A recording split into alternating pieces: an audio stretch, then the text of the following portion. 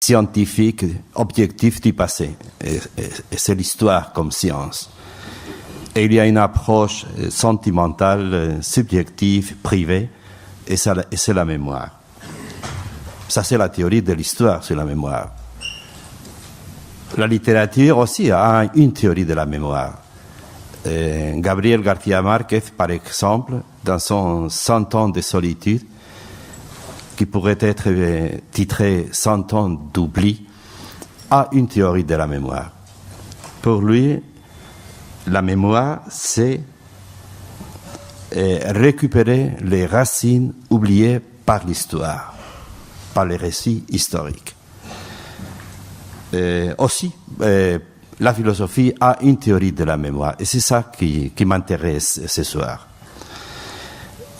Pour la philosophie, la mémoire a deux caractéristiques principales. D'une part, c'est un jugement de vérité. La mémoire, c'est un jugement de vérité. C'est-à-dire, la mémoire produit, pour la philosophie, pas seulement des sentiments, mais aussi de la connaissance. Grâce à la mémoire, nous connaissons des aspects du passé qui échappent à l'histoire. Et c'est aussi un jugement moral.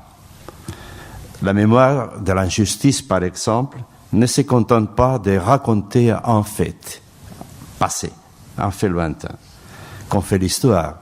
Elle prononce une sentence, la mémoire.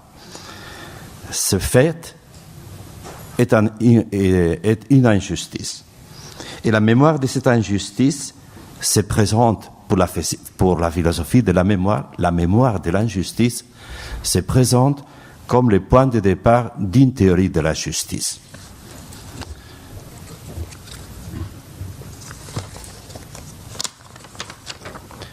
Eh bien, revenons maintenant à notre sujet, l'Espagne des trois cultures.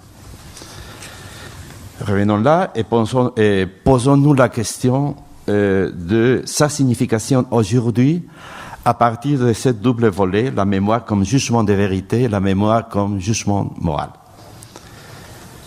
Eh bien, le premier sens que cette mémoire nous dévoile, c'est que nous les Espagnols actuels, nous ne sommes pas les enfants de la convivence, mais de sa négation. Nous sommes les héritiers d'une identité collective appelée l'Espagne, qui a connu certainement la convivence, qui a fait, tant peu soit-il la durée de cette expérience, mais qui a fait l'expérience de la convivence, mais qui l'a niée et a bâti sur cette négation les bases de son identité. L'Espagne actuelle est l'héritière de l'échec de cette expérience.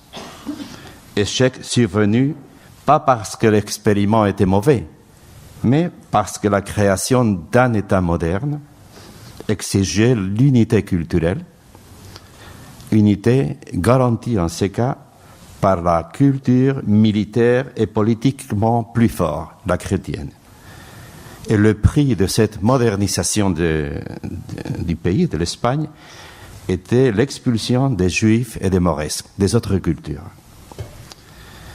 Pour le dire court et bref, nous n'avons aucune raison d'orgueil en ce qui concerne l'identité nationale.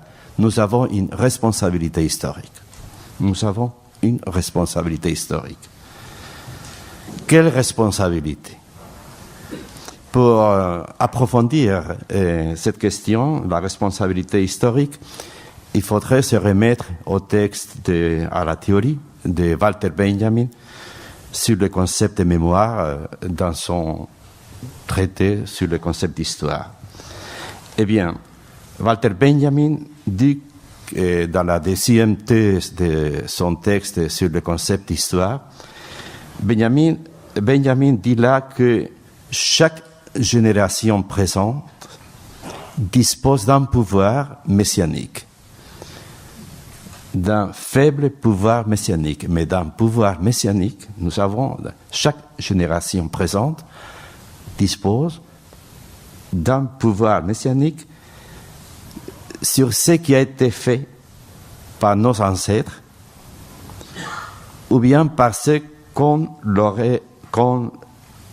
aurait fait à eux. Non?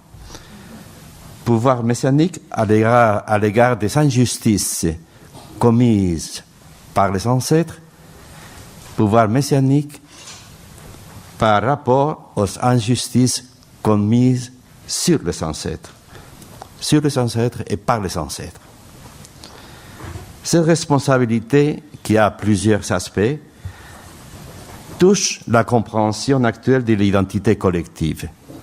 Cette responsabilité historique touche et atteint la compréhension actuelle de l'identité nationale.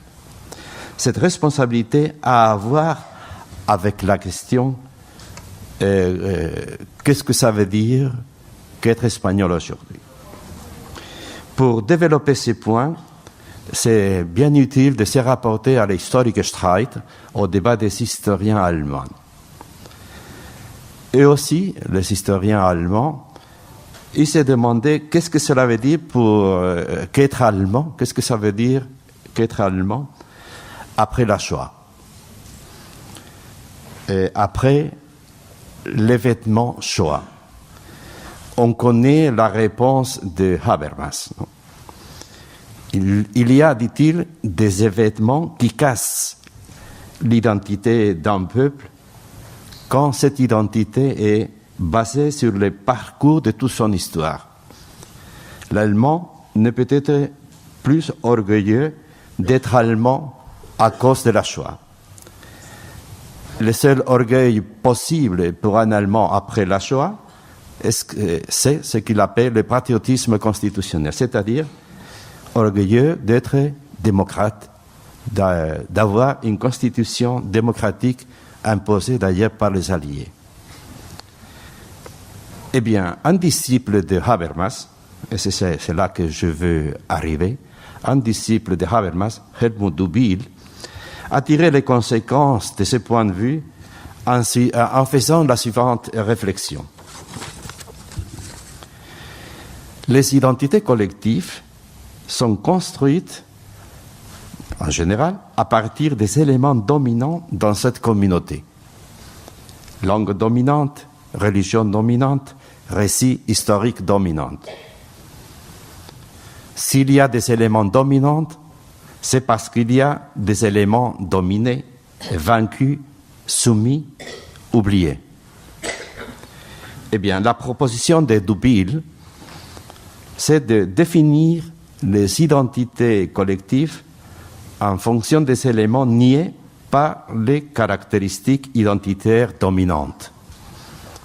L'espagnol actuel, par exemple, devrait se penser à partir des cultures, langues, religions ou peuples expulsés, tels les juifs ou mauresques, et non pas à partir des éléments vainqueurs dont la supériorité était seulement militaire.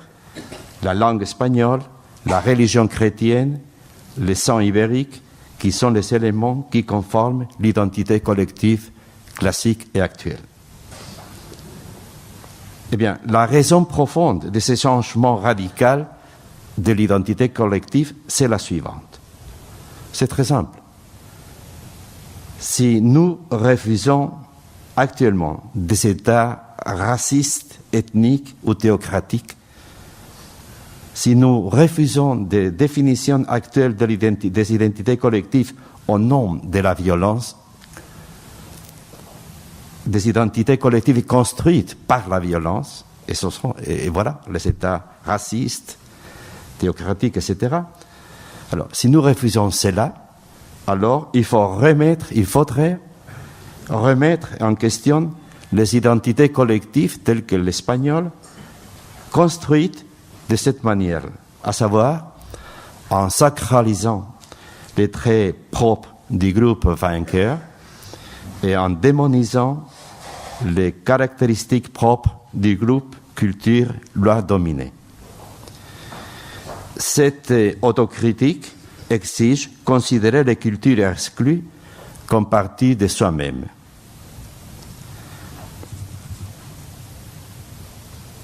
La mémoire est une catégorie dangereuse. Si dangereuse que le pouvoir, n'importe lequel, développe des politiques